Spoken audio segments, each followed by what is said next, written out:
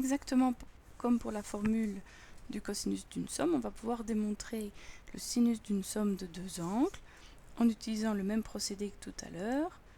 à savoir que le sinus de A plus B peut être transformé en le sinus de A moins l'opposé de B. Et puisqu'on a réussi à faire apparaître un moins, on va pouvoir utiliser la formule qu'on vient juste de démontrer dans la vidéo précédente.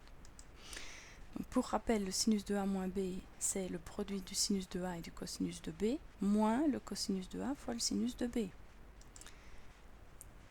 On applique cette formule à notre sinus de A moins moins B, ce qui donne sinus de A fois le cosinus cette fois de moins B, moins le cosinus de A fois le sinus de moins B. Nous avons donc des éléments identiques entre les deux lignes, mais également des éléments légèrement différents,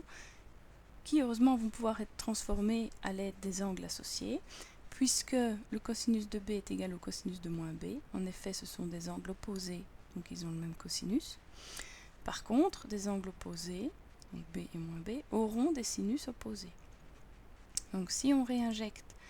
ces deux résultats dans la seconde ligne ici, nous allons voir que le sinus de A plus B, c'est le sinus de A moins moins B.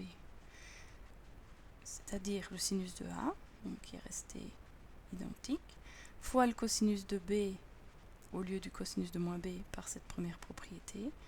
moins, je n'y touche pas encore, le cosinus de A qui reste, fois le sinus non plus de moins B, mais moins le sinus de B. Un dernier petit changement, moins cosinus A fois moins sinus B, on peut transformer ça en plus cosinus A fois sinus B, ce qui nous donne donc